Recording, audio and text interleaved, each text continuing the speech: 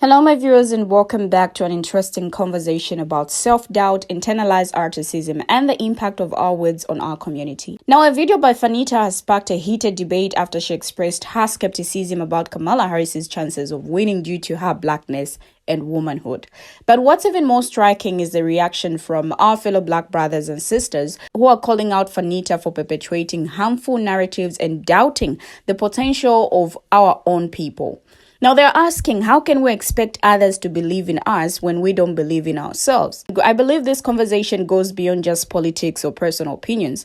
It's about the deeper issues of self-love, self-worth, and the impact of internalized narcissism on our collective psyche. It's about recognizing the ways in which we may be perpetuating harmful stereotypes and limiting our own potential. So with that said, let's get into the videos. Check out their reactions. I will be right back. And when I do, I share my 2 cents on this. Sorry to be the bearer of bad news, guys, but Kamala Harris is black and a woman. Let that pipe dream die today. No chance in hell. No chance, no shot. Okay? Hey, it's cute and it's quirky and it's fun to think about in theory. And that's what the thing I love about dreams. Everybody can have one. But at the end of the day, we also need to know all dreams don't come true. Just like Santa isn't real. Come on, guys. We got to be serious. Let's be serious for one moment.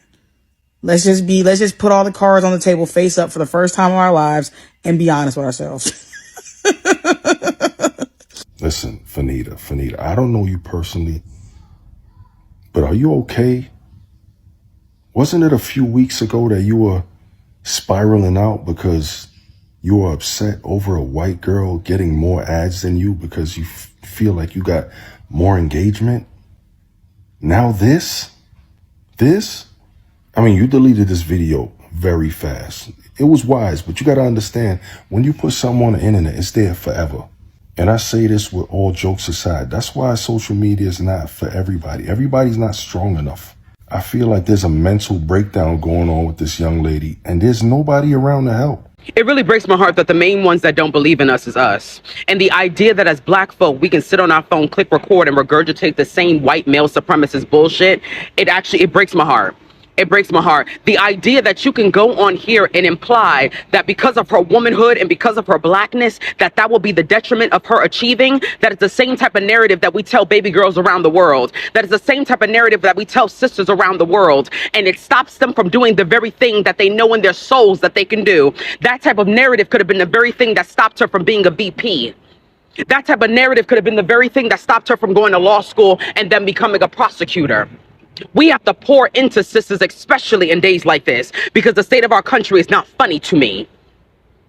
And when you sit there embodying the very women that she is fighting for, because baby girl, she's fighting for you, and you make a joke like that, is a slap in the face to her sacrifices and the sacrifices of many other black women. We have to be more responsible and we have to be more selfless. The same expectations that we are saying we have for women, we also need to have for ourselves. I have been very disappointed to see some women who look like me offer unhelpful perspective in this moment. And although I have thoroughly enjoyed many of the response videos, I've found them to be thoughtful, insightful, and informative. I wanted to offer a bit of a different perspective. As a black woman, I will never sit here and pretend like I don't know or understand why another black woman has insecurities or has internalized her own limiting beliefs. The problem is when we get on our platforms that we are so privileged to have in the first place, and we irresponsibly use them by projecting our limiting beliefs and our insecurities onto others, knowing that there are people who watch us and listen to what we have to say. Now, whether we believe that thing could or should ever happen to or for us is neither here nor there. All we need to know and understand in this moment is if the system will first change for them, then that is a system that we should all want to be a part of. And that is true no matter what you look like. We need to be more selfless in this moment and say, why shouldn't it be her? And if that can happen for her, guess what else could happen for us? This message is for Fannita. Baby, When people not working with you no more, they not working with you no more. If they're not working with you no more, they just not working with you no more. Okay? Just I don't know what to say, because I'm not about to tell you to stop doing what you're doing. I'm not about to tell you to stop being funny or attempting to be funny. Like, I ain't gonna tell you to do that, but I'm just saying, when they're not working with you no more, they're not working with you no more. Every time I hear about Fannita, it's literally against my will, because y'all are making videos trying to psychoanalyze her and saying how she's a weird, insecure, mean girl. But now y'all are doing the same shit that y'all don't like that she's doing. Y'all are being mean girls, making videos talking about how she hates herself. And I'm just so confused. If you don't like her, what do y'all keep talking about her? Like, I feel like at this point, y'all are just making spaces for people to hate on her so y'all can get engagement views. And I think y'all are just as weird as she is.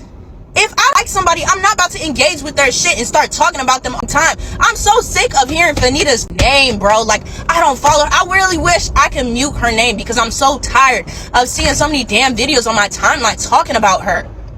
If you don't like somebody, why are you still talking about them? Y'all just look weird and obsessed. I don't want to hear that name ever again. Okay, y'all, so I really think I narrowed it down and I figured out what Fannita's issue is, okay? I'm gonna make it plain. I'm gonna make it simple. Fannita's issue is she doesn't like black people. And have y'all not picked up on that? She don't fool with us. She doesn't fool with us. She tries to make content for white people because she thinks white people are gonna get her wherever she wants to be in life. Like, hello, it's all making sense now, huh? Whenever she comes on and try to make a think piece, it's always, why am I not getting treated like the white girls? Why am I not getting treated like the white girls? Girl, you is black. I tried to tell you, girl. I tried to tell you. Okay? Knock, knock, wake up. And then as far as her statements on Kamala Harris, she can't see that vision because she don't fool with black people. That's why she can't see that vision. She don't fool with us. She doesn't feel like that's something that is attainable, something that she doesn't feel like that's something that's achievable for a black woman. Mind you, though, we just had Obama for 2 terms, but we're not even gonna say nothing about that. The point of it is, the root of it all is, she just doesn't fool with black people. Her content is based off of her aesthetic, is an aesthetic of her trying to be this white girl living. I don't know what about, even her when she be making videos with those white boys, it's so cringy. Get off of them. They don't like you. Like, I don't know what that's about. I don't know what happened to her. And I told y'all, the thing about Fannita is just being mean. All she is doing is she's trying to make black people the butt of her jokes, but really she's trying to get back on all the people that talk shit about her when she was big. The girl ain't never been ugly. I'm gonna take that back. But y'all get what I'm saying. She's basically trying to Fannita was bullied, and now she has become the bully. That's all it is. That's all it is. Now, Fannita's words are a painful reminder of the insidious nature of palm color supremacy and its ability to seep into our minds and hearts.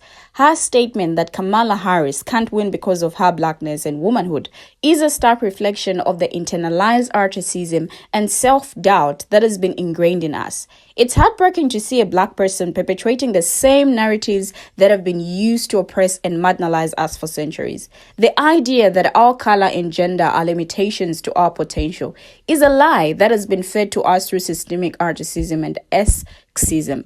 But it's time to break free from these shackles of self-doubt and recognize our own worth and potential. We must acknowledge the ways in which palm color supremacy has created a culture of low self-esteem and self-hatred within our own community. Fannita's words are not just a personal opinion, but a symptom of a larger disease that affects us all. It is a reminder that we must do the hard work of unlearning these toxic ideologies and replacing them with a sense of self-love, self-worth, and empowerment. We must recognize that our blackness and womanhood are not limitations, but strengths. We must celebrate our diversity and uplift each other rather than tearing each other down. Now, I'm still trying to wrap up my head around why Fannita thinks being black is a reason why Kamala Harris can't win or be enough. It's baffling to me that in this day and age, we're still perpetrating the idea that our skin color is a limitation to our potential. I mean, if Kamala Harris has the capabilities, skills, and ability to excel in her role, then why should her blackness be a reason to doubt her? It's time to move beyond these outdated and harmful stereotypes that have held us back for far too long. We should be supporting and uplifting each other, especially when we see someone who looks like us breaking down barriers and pushing boundaries. Instead of tearing her down, we should be celebrating her achievements and cheering her on. It's not about ignoring the challenges that come with being Black in an art-obsessed society, but about recognizing that our Blackness is not a weakness, but a strength. We bring unique perspectives, experiences, and talents to the table that can enhance and enrich our communities. So I ask again, why not support Kamala Harris? Why not believe in her ability to succeed and thrive? I feel people really need to break free from these limiting beliefs and lift each other up to reach our full potential. Already, she's having a lot of backlash from people who don't look like her. Now, when President Joe Biden announced he was dropping his re-election bid and throwing his support to his vice president, Kamala Harris, the dynamics of the entire presidential race radically shifted. No longer was it two palm-colored men born in the 1940s facing off again for who should return to the White House. Instead, it's between Trump, a man who's 78, against Harris, who is 59, and would make history as the first woman of color to be president if she is elected. And within a day, we are seeing that Harris was already facing attacks that centered on her race and gender, making it clear that while Republicans may try to tie her to some of Biden's policies, she will face criticisms he never did. It is some of the same playbook that Trump and his allies ran the last time a woman was on top of a major party ticket. In 2016, Hillary Clinton's qualifications, look, and voice were also scrutinized. But this time, Republicans are also going after the background of Harris, the daughter of an Indian mother and a Jamaican father. Now, we're having people like Rep. Tim Bashir, R10, who are calling Harris a DEI vice president on social media, referring to workplace policies that promote diversity, equity, and inclusion that conservatives have maligned. Now, when you go down that route, you take mediocrity, and that's what they have right now. He told CNN. Sebastian Gorka, a host on the conservative network Newsmax, who served in the Trump administration, said that Harris was going to be the nominee because she's female and her skin color is the correct DEI color. He also said Kako's like an insane woman. Now, Fox News host Jess Waters said Harris secured Hillary Clinton's endorsement, obviously because she's a woman. And Richard, a U.S. ambassador to Germany in the Trump administration, told NBC News that Harris was part of a revolving door of DEI appointments from the straight palm-color male governor who hands out appointments to keep different groups happy and at bay. Referring to California Governor Gavin Newsom, a Democrat, Kamala Harris is a product of this whole system. She's very far left, unvetted, and untested. Now, before she became vice president, Harris won 2 terms as a district attorney in California and was elected 3 times statewide as attorney general and then U.S. Senator. Trump, who had a successful career in real estate and entertainment, had no government experience before he became president.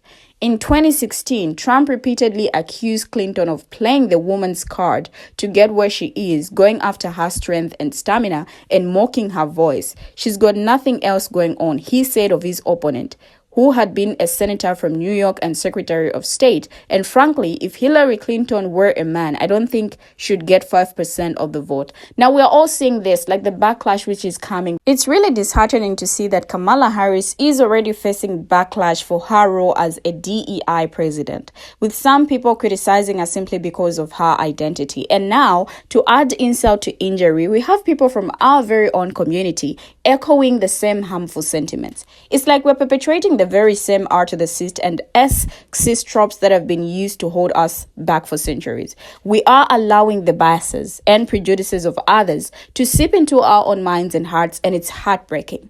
Kamala Harris is a highly qualified and capable individual who deserves support and respect, regardless of her race or gender, and yet we are seeing her being torn down by the very people who should be uplifting her.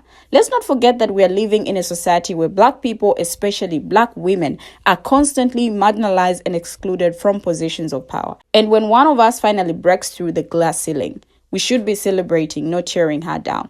I don't know what you guys think, but share your thoughts, your contributions as well in the comment section, and let's have a conversation. Thank you for always watching, and see you in my next video as I bring you another interesting video.